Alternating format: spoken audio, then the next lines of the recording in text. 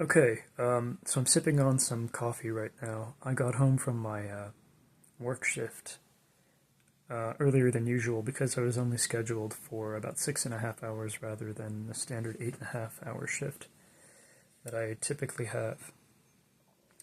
And the coffee I'm drinking is one of the Nescafe Gold instant coffees. It's actually not only withstandable, I actually think it's delicious, and it's available for about $10 here, so you get 50 cups of coffee for $10. Because I prefer my coffee double strength, um, I get about 25 cups of coffee for that price, and that's a lot more enjoyable than some of the cheaper coffees that are out there, and it's a lot more affordable than obviously the kinds of coffees that are available through coffee shops.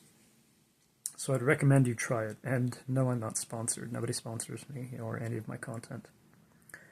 Um, anyway, today I want to discuss just a few self-care essentials for amateur healers, free therapists, um, solo interventionists who end up functioning in like an intensely therapeutic and um, helpful, uplifting capacity, even though they're never paid for it.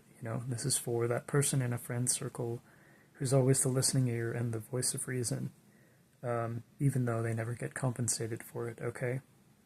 So I would say a useful sort of prior reading for this, or maybe a couple of useful prior readings, would be the following. First, there's an essay on the website Less Wrong called Misery Pits. You want to read that, okay? Make sure you're not dealing with somebody who functions like a kind of a black hole for your good advice and your sagacious input. You want to make sure you're dealing with somebody who can actually be helped, and not a so-called misery pit, okay? I spent years squandering precious resources, time, energy, and different kinds of labor, especially mental labor, trying to help someone who ended up being something of a misery pit. And it wasn't until we split apart from each other that we both ended up thriving. So,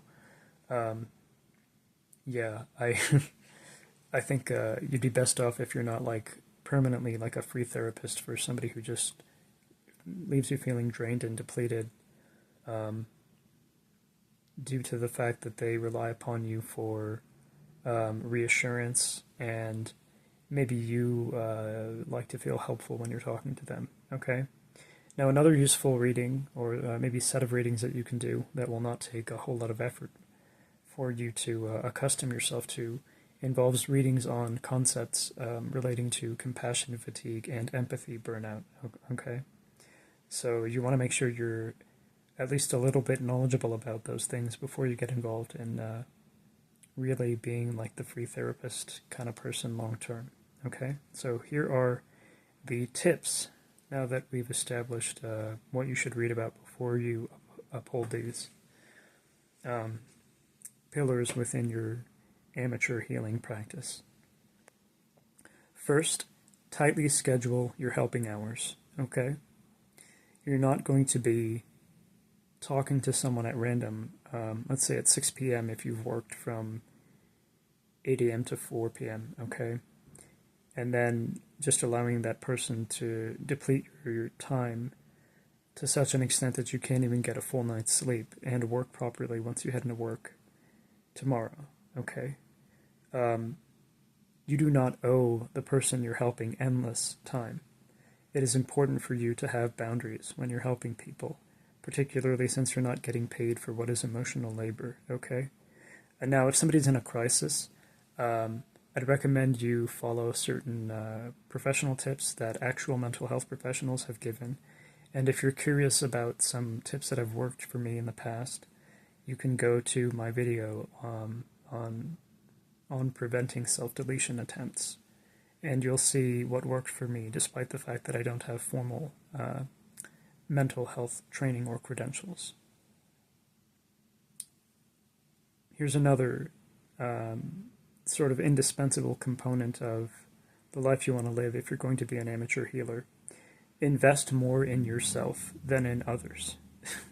That's going to be extremely painful to hear, If you're somebody who maybe you have like an INFP or INFJ personality or something, you're maybe regarded as a highly sensitive person or an empath or, just somebody who constantly bleeds and mourns the state of human suffering. I've been there. Maybe in some sense I'm kind of there now. And nonetheless, I think it's important to establish a life in which you're mainly investing in yourself over others. And if you're mainly investing in others over yourself, have a cutoff point for what you give people in terms of money, in terms of time, in terms of system 2 or deep cognitive outputs, in terms of emotional resources. Okay, you don't want to end up like George R. Price.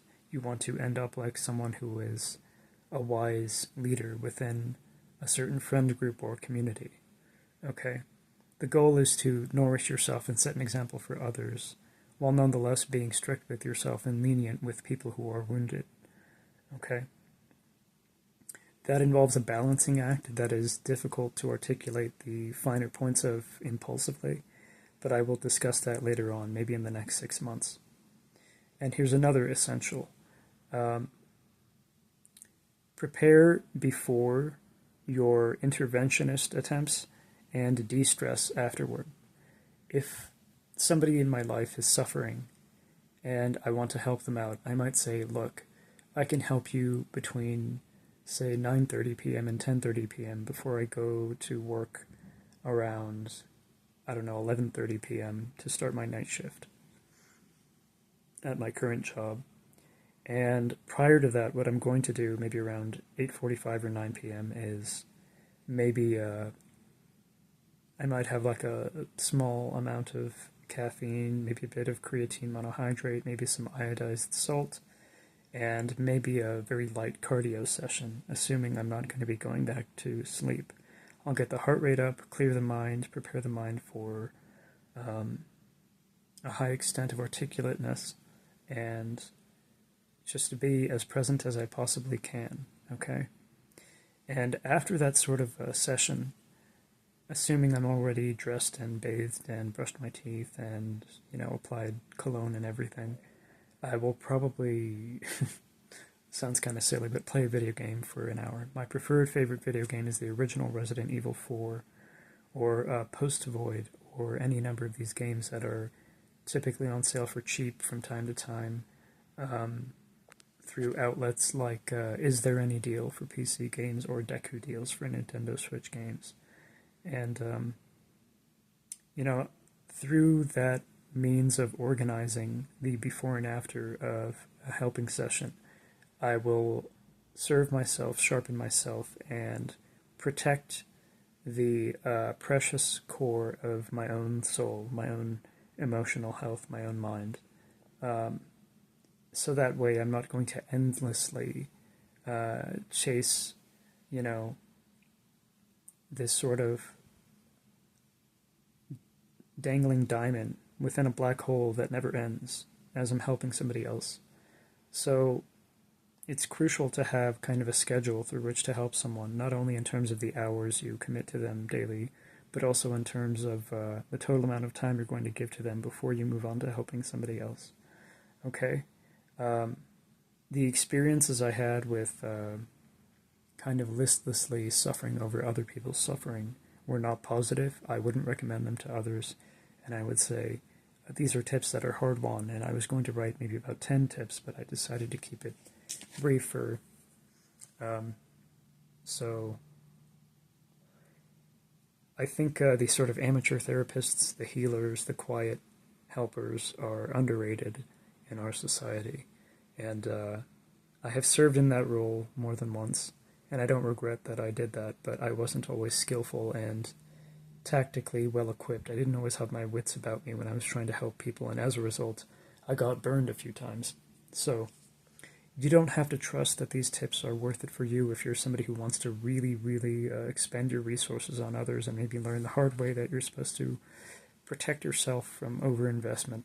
Then be my guest, Harsh experience is the most bitter and yet the most potent teacher of certain kinds of practical wisdom. But if you're open to hearing advice from somebody who's been down a certain route of trying to save everyone, including people who seemed almost determined to destroy themselves, then well, I guess all I can say is you have your freedom, you have your liberty, you have your rights, and you know, you have the privilege of having an adventure of sorts as you try to help people, okay?